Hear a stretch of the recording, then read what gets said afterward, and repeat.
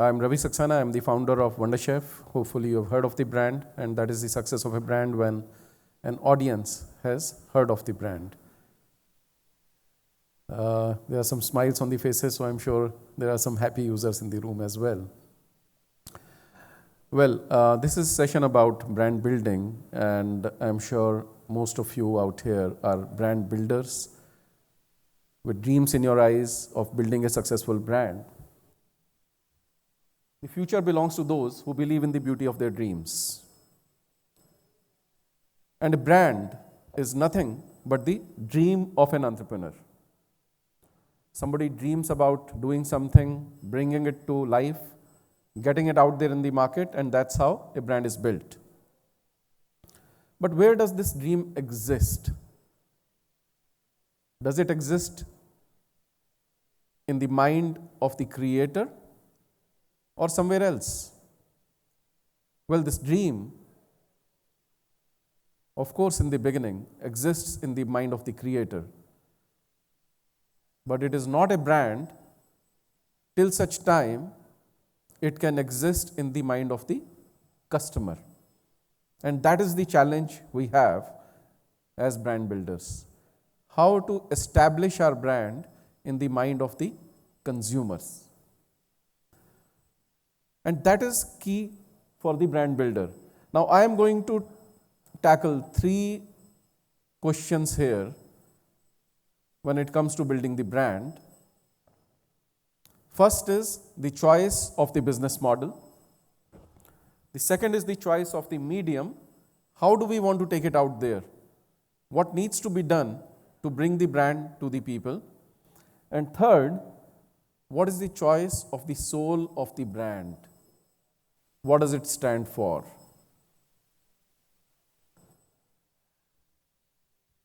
There can be a lot of business models, and I have built brands in the service area, in hospitality, which is a combination of product and service, and now with Wonderchef over the last 12-13 years in a product-based business. I have built Sodexo in India, which is a very fine services company. 5 different services provided there: meal vouchers, gift vouchers and cards, food service, facilities management, and contactless cards. I built hotels, restaurants, coffee shops, so a host of things, and everything became a brand. And I'm going to share that secret with you as to how these became brands. And how in service, which was a B2B service, Sodexo became a brand. People have heard of Sodexo? Yeah. Sodexo operates in about 92 countries in the world. In a lot of countries, the per capita service of Sodexo is much higher. India is, of course, a large business for Sodexo, but India is a large country. There are countries like Czech Republic, where the density of usage is so much higher. Or the countries like US or France, which are big countries, size of business is bigger than in India. But the brand is not known. If I ask the same question in a conference hall in France, hardly anybody has heard of Sodexo. And it's a French company. Okay. So what is it that in India people know Sodexo? And that is the power of brand building. That is the obsession of brand building. But today, because I'm building Wonderchef, I will talk about business model of Wonderchef for context. Now, fabulous is the way. What is fabulous? Anybody? Anyone? What does fabulous mean? Okay. So I'm happy you will get introduced to this powerful idea today. Can I request someone to close that door, please? Because there's a lot of noise coming in. So when people have to come in, they'll open the door and come in. And so fabulous is the way.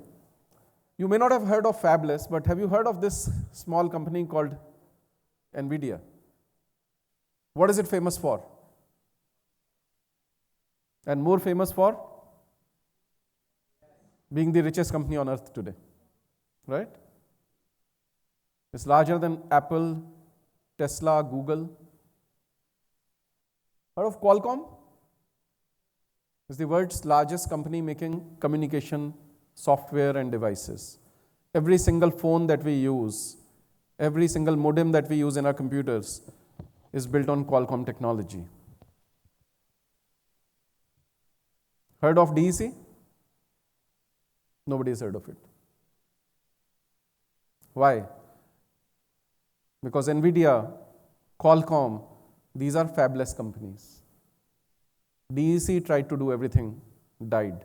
This was digital equipment company, much larger 10 years back than these other companies that I spoke of. Intel, on the verge of death. A company that over 2 decades ruled the roost. It was the most profitable company on earth for almost 10 years, billions of dollars of profit. On the verge of death. People don't know it. Everyone believes there is an Intel inside. Why? Because they were confused. So fabless means fabrication-less. No fabrication, no manufacturing. NVIDIA does not manufacture a single chip that it sells. Qualcomm does not have a single factory. And these are the richest companies on earth. Because they design and they get it manufactured. They spend on R&D, they spend on sales and marketing and branding. Because this is an era of extreme specialization. Everybody's in a hurry. We are on 5G speed, all of us. We don't have time. We don't have the luxury of time to build brands, to build companies. So we have to be specialists. If we want to do everything, we cannot succeed. Which is the largest chip manufacturing company in the world? Any idea? No, I just latecomers. That is the problem. You miss the core point. NVIDIA, they don't manufacture a single chip. And that was the idea. Right. So everybody and their cousin are getting their chips made in the factory that the gentleman just spoke of. Your name, sir? Rameshji. Thank you. In TSMC or Samsung or one of these other such companies, there are only 3 or 4 companies in the world making chips for everyone. And the reason I'm speaking about this, because everyone uses chips in our phones, in our computers, in our televisions, in our cars. Everything that we use has chips inside. And all these chips are being made by a handful of companies. They are being designed by very successful companies, which are very valuable. And they are being used by brands like Philips or like Tesla or like anybody else. So this is an area of specialization. And similarly, brand building is a specialist job. If we want to be good at brand building also, we want to be good at manufacturing also, doesn't usually work. There was a time when only manufacturing companies built brands. There was no idea of outsourcing. There was no concept. मेरे पास technology है, मेरे पास capital है, मेरे पास ताकत है, मैं ही brand बना लूंगा because I'm producing. It was a supplier's economy. Today, economy is driven by the consumers. There's enough choice. There are enough factories in the world. The question is how to build the brand. That brings us to the choice of medium. That what is the way we take our brand message out to the consumers? How do I make my brand known? So gone are the good old days. There used to be one Samachar. Who knows the name of this lady? Kya baat? Salma Sultan. And there was one news channel, 15 minutes of news in the entire day. We ate and drank what we were fed on this news channel, which was government controlled. There was no opinion, there were no debates. And the whole country knew just one language in terms of the news. And in the previous discussion, we heard that the whole family used to be in front of the TV, or it used to be always running in the background. And there was one Ramayan which everyone would watch, and if your ad can come on that Ramayan, then your brand is built. As simple as that. Power of the muscle. The small guys didn't stand a chance. But today, all of us know, I don't have a count, there are probably more than 1,000 TV channels, some say 2,000. Localized, different languages, different regions, some national, but there are over 500 national channels. So how do we choose? How do we invest? I have asked some people, some marketing specialists, that what would it take to take my brand to television? And the thumb rule today is that it will take 150 crores. 150 crores of ATL, above the line marketing, 50 crores each year for 3 years before you can start seeing real influence, and that momentum can carry you through as a brand.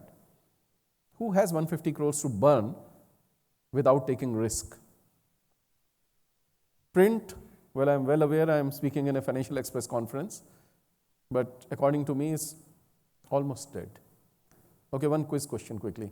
How many people are getting the daily newspaper every day at home? Okay.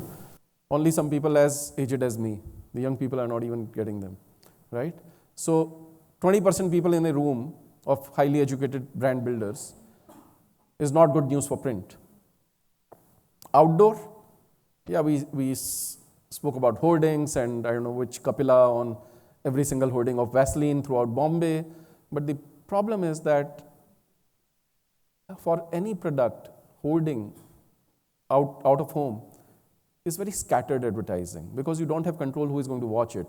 A hoarding on Mahim Causeway may see 1 million eyeballs every day, but how many of them are relevant to your brand?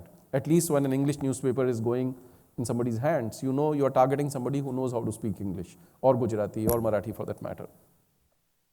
Digital, yes, seems to be the solution for everything, and every brand discussion today is only about digital and digital consultants and matrices and ACOS percentage and ROI and whatnot. The problem is digital can take you only this far. There was a time, not too far back, that every brand was D2C and they were the ones getting funding. But we also know that only a few of those brands have made the cut. Those who have are under tremendous investor pressure to go out into retail, and their business model does not really enable them, empower them to go into retail. And the others have died down. So digital is also not the sole answer. Well, the good thing is that the consumers of today are co-creators of the brand. There was a time when we used to say a happy customer will tell one more person about it, and a sad customer, a hurt customer will tell 10 people about it. Today, thanks to the power of digital, social media, communities, a happy customer can be leveraged as an influencer to talk to 1,000 people about your brand. So that's a good part, and it's equally risky also. If you don't keep the brand promise, 10,000 people will get to know that you don't keep up your promises. Also, today a brand can be built on a small scale and then can be enlarged. Like I said a while before, that a few decades ago, even 20 years ago, you needed to have a lot of muscle to be able to build a brand. Most of the time you were the manufacturer yourself. But now you can be small. You can start with a small, powerful tribe of evangelists, and then you can keep building the snowball effect. I'll tell you what I have done in Wonderchef. My way has been 6 feet distance from the consumer.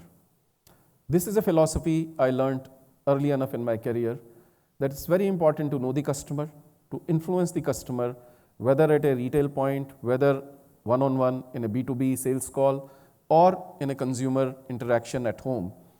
So my way has been a mix of these things. I have not done ATL up till now at all, and we are a serious brand, present all across India, over $100 million in turnover, but we have not used ATL at all, because ATL is risky. You can lose money and it may not come back. It's also a question of category relevance. In durables, ATL is not so relevant. In consumer products, ATL is very relevant because the frequency of purchase is high. So I have created brands using my own technique, 6 feet distance.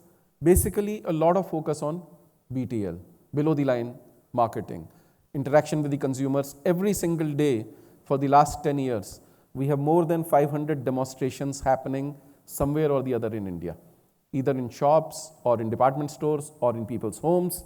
And that is what helps build the brand. And then we, of course, support it with a lot of digital branding, with a lot of shop-in-shop branding, glow signs, etc., but very targeted, and we keep it very focused. And that brings me to the last point, which is the soul of the brand. And I think this is the most important thing. I read this a long time back, and it was written probably 2,500 years ago by Aristotle in Greek: logos, pathos, and ethos. I think for every brand, these 3 things, to crack this, is very important. So logos, to put it simply, is the logic of the brand. Why buy? Why should I buy your brand? Why is it better than competition? What is it giving to me? Is it value for money? Is it premium? What is its quality? What are its features? That's the logic of the brand. One has to be very clear as a brand builder. We all know that. Pathos is the emotional appeal of the brand. For that, like most of you are aware, we call it Sanjeev Kapoor's Wonderchef. Sanjeev Kapoor is our brand ambassador, my co-founder. We run it.